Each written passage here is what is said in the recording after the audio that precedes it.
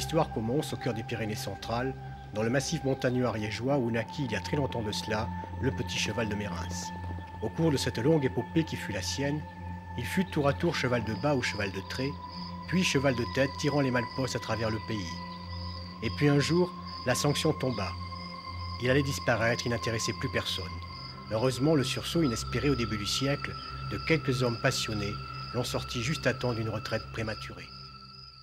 Lorsque j'ai commencé à m'occuper des affaires du petit cheval de Mérins, mon grand souci a été de rencontrer les gens qui étaient les plus anciens, et notamment un éleveur de Mérins-les-Vals qui s'appelait Bartol, c'était son surnom, grand contrebandier devant l'Éternel, que j'ai essayé d'interroger le plus à fond possible pour connaître l'origine du cheval de Mérins.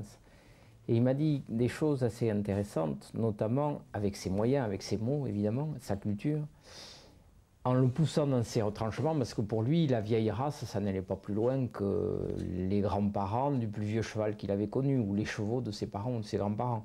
Donc c'était trop proche pour moi. Mais en fait, en le poussant dans ses retranchements, il me dit, les juments d'avant, elles ressemblaient aux juments que j'ai vus en Afrique du Nord. Parce que cet homme-là, il avait été zouave en Afrique, donc il avait vu des barbes. Et pour moi, c'était très intéressant d'avoir ce témoignage parce que ça corroborait un peu les écrits que dont j'avais pu prendre connaissance, qui affirmaient que la race ariégeoise, comme toutes les races de la chaîne pyrénéenne d'ailleurs, et on peut en reparler, descendait du cheval andalou, qui lui-même est de forte inspiration berbère, donc barbe. C'est ici que vit le troupeau durant 6 mois de l'année, en liberté totale. C'est ici, dans les estives, que se forgent les qualités qui feront la réputation du cheval dans le monde entier. Particularité, a su garder au fil des siècles l'homogénéité génétique qui lui conférera son caractère rustique, le tout saupoudré d'une robe noire qui deviendra à jamais la référence, signature exigée et gravée dans la mémoire collective. Aujourd'hui, prospère et reconnu, le cheval de Mérins cherche à se prolonger. Alors, chaque année, à la mi-août, les concours de la race permettent de reconnaître les meilleurs chevaux de l'année. Nous abordons aujourd'hui les derniers jours avant les épreuves finales.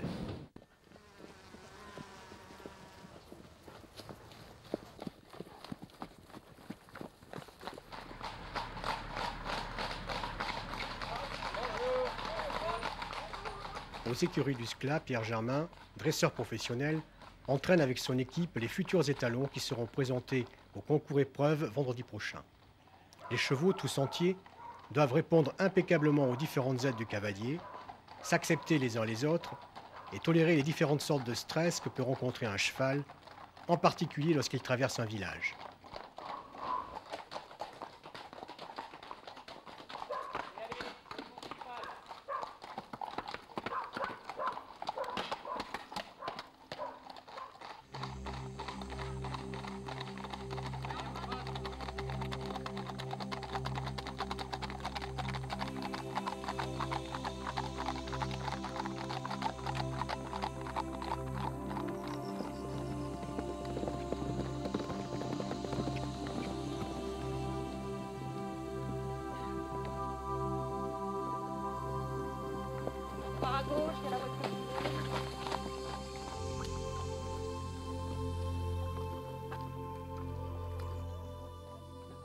Il nous paraît, à nous éleveurs, extrêmement important de démontrer que si nos reproducteurs mâles sont très beaux, il faut également qu'ils soient très bons, en particulier pour l'utilisation à laquelle on les destine.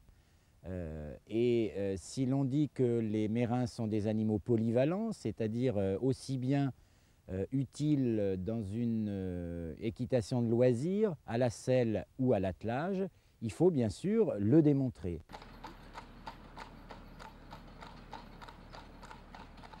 Didier Dupuis est éleveur et dresseur spécialisé dans l'attelage. Champion de France en 1993, il entraîne pour son compte et pour les éleveurs qui lui font confiance les chevaux qui doivent pouvoir tenir une reprise d'attelage. Aujourd'hui, c'est l'ultime répétition avant les épreuves finales. Le méringué, donc, au XVIIe, au XVIIIe, on ne l'appelait pas méringué, on l'appelait noir frontalier d'Espagne, tout simplement parce que c'était un cheval qui avait qui broutait, qui avait la tête en Espagne et postérieure en France. Alors ce noir frontalier d'Espagne, il est devenu ariégeois en 1946 quand M. Lafont de Saintenac, officier des haras, de vieille souche ariégeoise qui habite la haute vallée de l'Ariège, a pu, du fait de sa nomination à la tête du haras de Tarbes, officialiser le Studboek, c'est-à-dire le livre généalogique de la race de Mérins.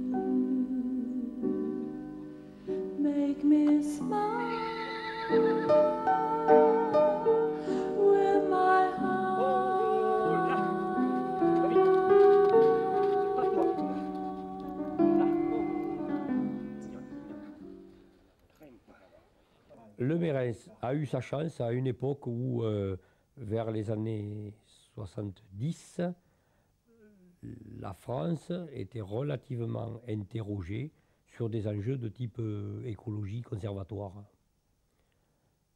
Et nous avons réussi à mettre en place des programmes conservatoires, mais ces programmes conservatoires n'avaient de sens que dans la mesure où ils trouvaient également un enjeu économique second, c'est-à-dire avoir des animaux d'une race en voie de disparition, certes, mais pour en faire quoi? Et assez rapidement, de par ses origines, le cheval de Mérins a montré des aptitudes à la fois à l'attelage, à la fois à l'utilisation en terrain difficile, donc effectivement les rallyes d'endurance et le tourisme équestre, et également de par sa douceur, de par son caractère, bon, disons à la convivialité, c'est-à-dire la tondeuse à gazon pour résidence secondaire, tondeuse à gazon non polluante pour résidence secondaire, ou alors mieux, le domaine des handicapés, dans lequel il s'est relativement bien exprimé.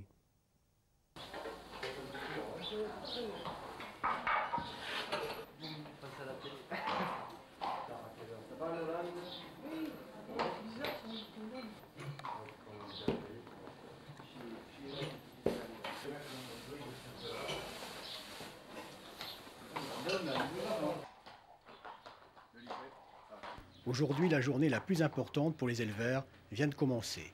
C'est tout d'abord la vérification de la taille du poney, suivie du relevé signalétique attestant l'identité du cheval et ses origines. Ce concours épreuve qui a lieu 2 fois par an au Centre national du Mérins à la Bastide de Seyroux, qui nous prête ces magnifiques installations. Ce concours épreuve réunit il y a 4 phases, donc 4 épreuves, pendant lesquelles le jury pourra véritablement décortiquer les candidats et voir si véritablement, au-delà d'être beaux, ces animaux-là sont utiles.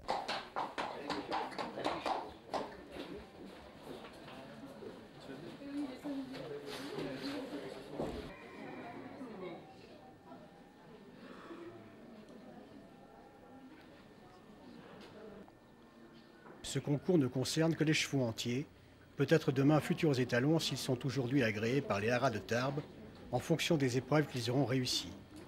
Il faut une moyenne générale sur les 4 épreuves, dressage, attelage, longe et crosse, suivie d'une acceptation définitive des modèles et allures pour espérer devenir reproducteurs reconnus et donc économiquement rentables.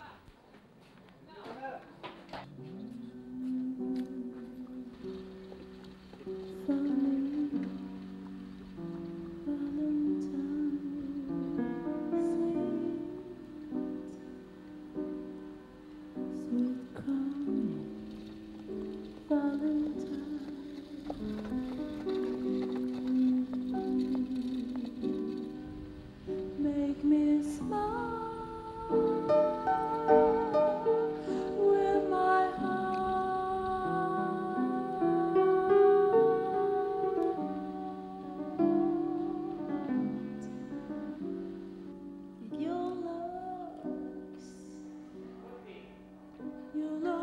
Le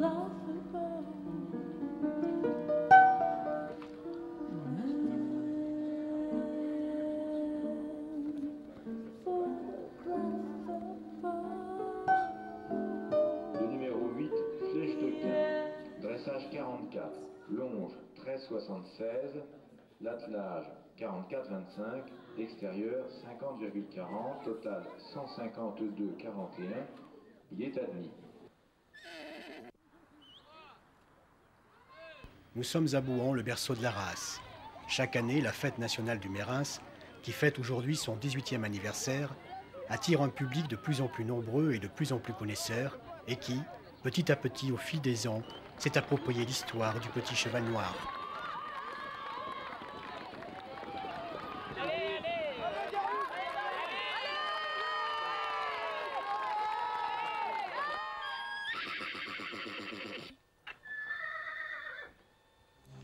L'aventure du cheval de Mérins s'inscrit aussi dans un pays qui a lutté quotidiennement pour prolonger ses racines. Car derrière chaque troupeau, il y a des hommes qui ont fait le pari de lier leur réalité économique avec leur amour de la terre, retrouvant grâce au cheval de Mérins une passion oubliée qui leur permettra sûrement d'aborder en harmonie le 3e millénaire.